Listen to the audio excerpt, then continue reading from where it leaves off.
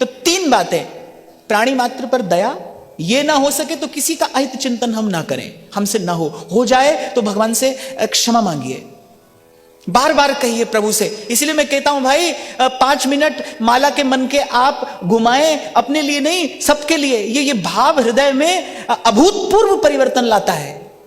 बैठ जाइए प्रार्थना करके, अपनी करुणा का जल तू बहा दे, कर दे पावन हर एक मन का को। और वैष्णव का तो कर्तव्य है, जो अपने मस्तक पर वैष्णव तिलक धारण करता है, गले में कंठी पहनता है और माला पर भगवान नाम जपता है, उसका तो ये कर्तव्य है। क्योंकि वैष्णव जन तो तेने कई जे पीर पराई, वही तो वैष्णव है जो पीर पराई जाने रे। आपके बगल में कोई पीड़ा में कराह रहा है, आप चादर तान कर ये सो जाते हैं ये कहकर कि आपको सुबह भगवान की सेवा में जाना है ना। भाई ये कौन सी भगवान की सेवा है, ये कौन सी भगवान की पूजा है। कोई आपके बगल में पीड़ा में है, आप चादर तान कर सो रहे हैं क्योंकि आपको सुबह भगवान की सेवा में जाना है ना। भाई ऐसी सेवा प्रभु स्वीकार नहीं करते। ये सेवा नहीं है, इस सेवा का दंभ है, इसे ही दंभ कहते हैं।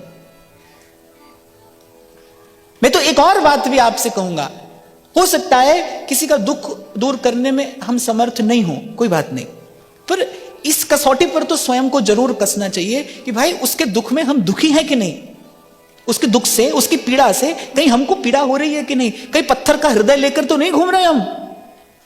हाथ में माला है, माथे पर तिलक भी है, लेकिन कहीं हृदय पत्थर जैसा, पाषाण जैसा कठोर तो नहीं है। और फिर भगवान पर विश्वास, भगवान एव मे रक्षक इति विश्वासः, और दृढ़ विश्वास कि मेरे पास जो है उसके मूल में प्रभु की इच्छा है और प्रभु के विधान में संतोष। यही भगवान की भक्ति है। मानस में तो श्री रघुनाथ जी अपने मुख से कह रहे हैं, कहु भगति पथ कवन प्रयासा, जोग न जप तप मख उपवासा। भगवान कह रहे भाई हमारी भक्ति कैसे होती है, किसे कहते हैं हमारी भक्ति? योग को कहते हैं, यज्ञ को कहते हैं, व्रत उपवास को कहते हैं। भगवान कहते हैं ना, इनमें से कोई नहीं। योग न जप तप व्रत उपवासा, फिर क्या है? कह रहे जथा लाभ संतोष सदाई। संतोष, हाँ ये अवश्य है, मेरे कहने से संतोष नहीं हो जाएगा। संतोष के लिए भगवान पर अटूट विश्वास चाहिए कि मैं प्रभु का हूं, प्रभु मेरे हैं और मेरे प्रभु ने मेरे लिए जो विधान किया है उसी में मेरा मंगल है, उसी में मेरा हित है। हमको तो भाई एक पल बाद की भी खबर नहीं है, हमको तो एक पल बाद की भी खबर नहीं है।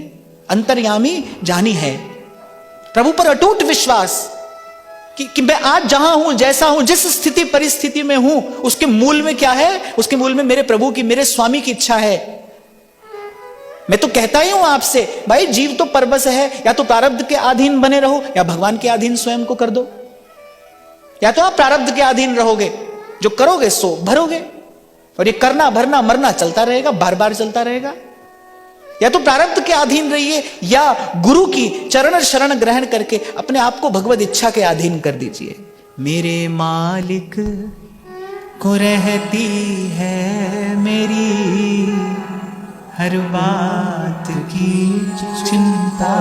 हाँ, लेकिन भगवान आपकी चिंता करते तब है जब आप अपनी चिंता नहीं करते, तब भगवान को चिंता होती है। तो ये जो संतुष्टि है ना, संतोष के मूल में भगवत विश्वास है।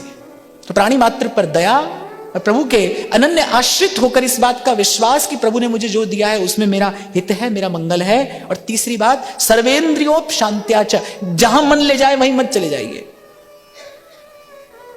तो कितनी गलत बात संसार में सीखने पढ़ने सुनने को मिलती है। संसार में आपको यही सुनने को मिलेगा ना, भाई सुनो सबकी और करो मन की। लो, ये कोई अच्छी बात है? तो बहुत बुरी बात है।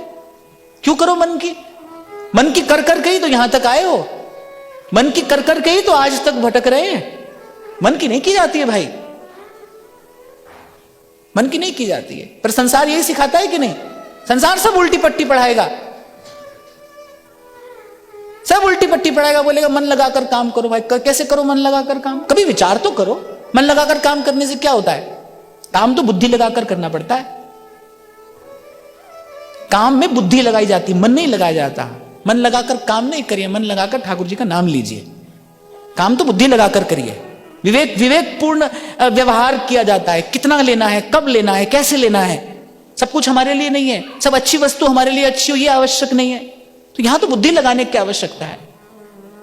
तो कहा सर्वेंद्रियो शांत्याच, अर्थात संयम।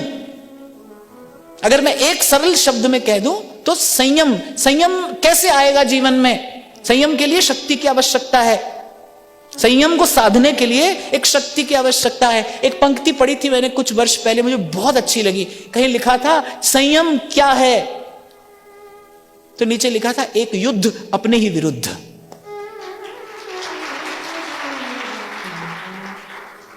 मुझे बहुत अच्छी बात लगी। बिल्कुल ऐसा ही है भाई। संयम क्या है? एक युद्ध है और अपने ही विरुद्ध है। और 8 पहर संग्राम, 8 पहर लड़ना पड़ता है साधक को।